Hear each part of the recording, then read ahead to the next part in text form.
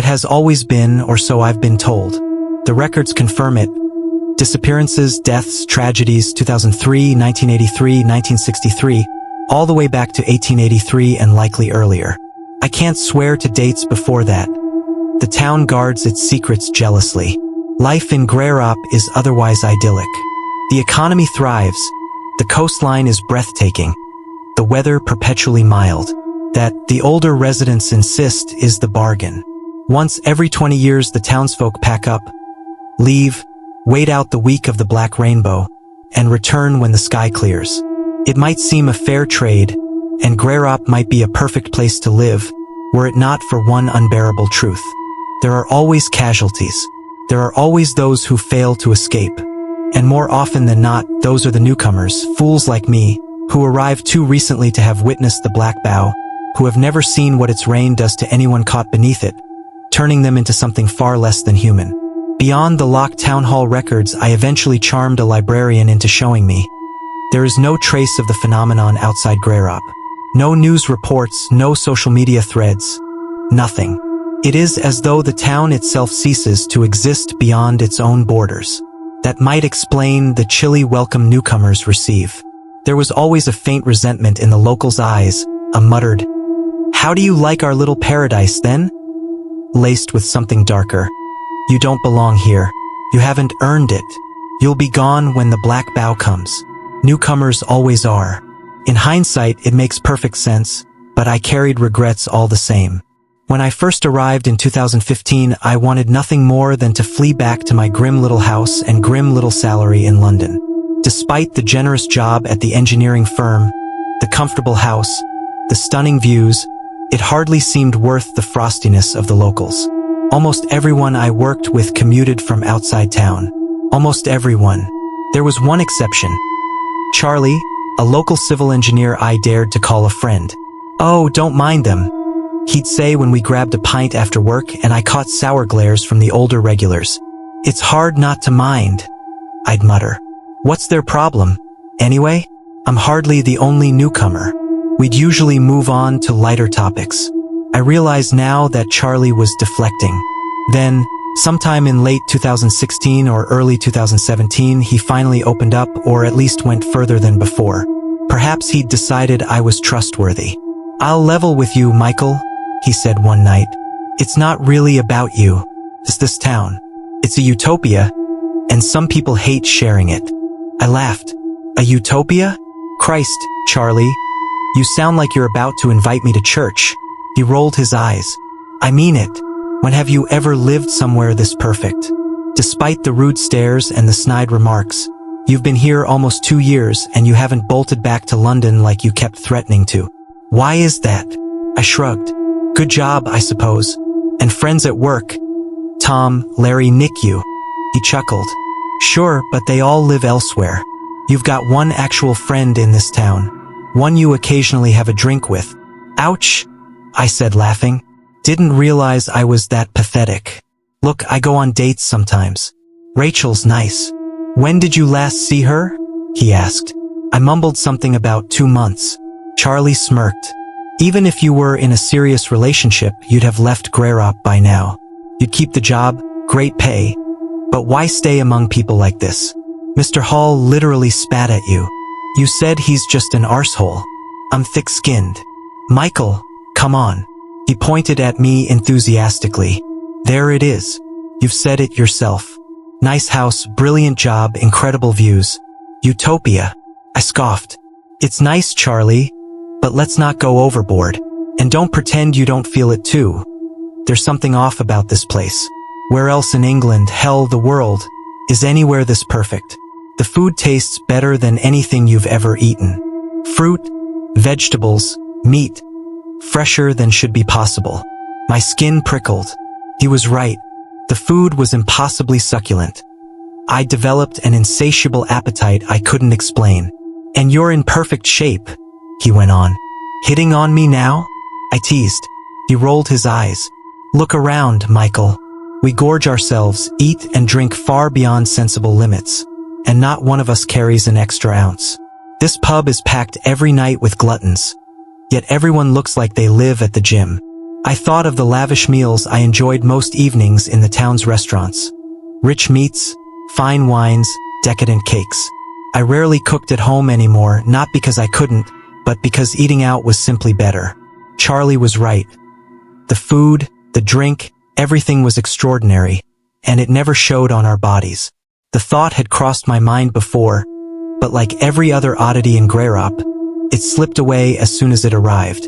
Fresh sea air and coastal walks, I offered weakly. You barely walk anywhere, he countered. You've got sea views from your sofa. I'm the same. Not an ounce of fat. And there's more. The houses, the salaries, nobody's poor here. Everything's absurdly cheap, yet we earn more than we could ever spend. We're millionaires, Michael. I scoffed. I only hit my first million this year. But, are you hearing yourself? You're a civil engineer, he said. Good money anywhere, sure, but not this good. We live in a dream, mate. And these moments of clarity, like this one, are fleeting. We slide right back into forgetting how wrong it all is. Wrong, I repeated. So let's say I agree. This place is an illogical paradise. What's so bad about that? Even if it's orchestrated by something we don't understand. There it is, he said quietly. That's what I've always felt too. It's not natural. It's addictive. That's why I can't leave, no matter the dirty looks or the spit. Utopia comes at a price, he continued. When I was a boy, I didn't notice. Why would I? It was all I knew. Then came November 2003, right on the cusp of winter. I was 14, oblivious to how tense the adults had grown. Faces you still see around town grew grim day by day. Everyone waiting for something. And then it came. He described his friend Ronnie suddenly leaving to stay with his grandmother in London for all of December. No explanation beyond, we have to get out of town. None of the kids understood until the day it arrived. I raised an eyebrow. The black bow. He nodded gravely. That's the price, Michael. Once every 20 years, for 1 week. I laughed. I remember Mr. Hall mentioning the black rainbow that comes every 20 years. The rain that turns you sour if it touches your skin. Good ghost story. I'm not joking, Charlie said. And it's not about touching skin. It's drinking it that changes you. It gets everywhere, into the water supply, through cracks, under doors. Even if you seal your mouth, it finds a way. I smirked. Come on, Charlie. I thought you were the sane one. He frowned. I know it sounds mad, but it's true. There's no such thing as a black rainbow. Rainbows can't be black. But this isn't a rainbow. He told me how he and his friends, Ronnie, Alex, Anna, others, were playing in the old ditch, riding bikes, swinging from tires, griping about weird adult behavior. Then came a crack of thunder like tearing paper inside his skull, followed by a shrill, almost human scream carried on the wind. We looked up. Dozens of us kids, all staring at the sky. Wisps of black gathered from nowhere, coalescing into a perfect dark arch. No colors ever appeared, just deeper, vibrating black, swallowing the sky above our sleepy town. At that point, I excused myself to the bathroom. Truth was, I'd grown bored, or perhaps quietly frightened and hiding behind boredom. I've always been a coward with ghost stories. When I returned, Mr. Gleason was walking away from our table and Charlie looked pale. Parking dispute again? I grinned. Yeah, Charlie muttered. So, what are you doing this weekend? I laughed. Seriously? Finish the bloody story or I'll sit here all night waiting. Nah, he said quickly. I was just messing around. Let's talk about something else. Relief flooded me. I told myself he'd been winding me up. If I'd pressed him, if I'd seen the lie on his face, everything might have been different. It was December 4th, 2023, when I learned the truth for myself. Late Monday shift. Charlie was twitchy, desperate to leave early. Maybe Graham won't notice, he whispered across the divider. He'll notice, I said. You're not sneaking off again. Please, mate. Today's different. I'll quit if I have to. What's got into you? Nothing. He steadied himself. Forget it. All week he'd been like this. I'd covered for him twice already. I wasn't risking Graham's wrath again. I don't want to go home, he admitted finally. I've been staying in a hotel. I need to get away, And you should too if you know what's good for you. Then it clicked. People had been leaving town for weeks. Tension had been building for months. Mr. Hall's warnings, Betty's cryptic remarks, Charlie's unfinished story years earlier. This is about that folktale, isn't it? I said, glancing at the darkening sky. You told me you were joking.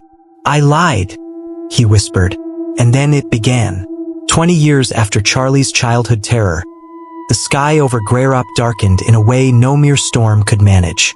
Plumes of black billowed from every direction, coalescing into wisps that danced like insects from another world, merging into a single vast arch, a black bow. I hated myself for even entertaining the idea, but there it was, blotting out dusk, vibrating, immense. No one spoke. We stared. Even the commuters who only ever visited Greyrop for work must have sensed something profoundly wrong. Don't drink it, Charlie had warned long ago. The answer came quickly. A sky-splitting crack of thunder, then black rain pouring from the arch in torrents. It coated everything, filled reservoirs, seeped into pipes, drowned sound and light alike. The utopia was a lie. The price was due. And I, the fool who ignored every hint, was trapped. You never finished your story, I whispered to Charlie. He didn't look at me. 2003. Whatever this is, we need to get out. Now, raincoats. Go. Sarah's voice cut through. What's wrong with Peter? We looked down into the car park. Peter Bridges had stepped out minutes earlier for something in his car. Now he stood drenched, convulsing, clutching his head. He had drunk it. Perhaps he'd opened his mouth in shock at the thunder. Perhaps it trickled past his lips. Either way, the change was immediate and unmistakable. Graham stormed in, barking about deadlines. Charlie begged him to leave town at once. Graham, ever the petty tyrant, scoffed and went down to sort Peter out himself. We watched in horror as Graham reached Peter. Words were exchanged. Then Peter's guttural roar, "Graham, you worm. You little weasel." Then movement, impossibly fast, impossibly strong. Peter's limbs lengthened, distorted. He lifted Graham bodily.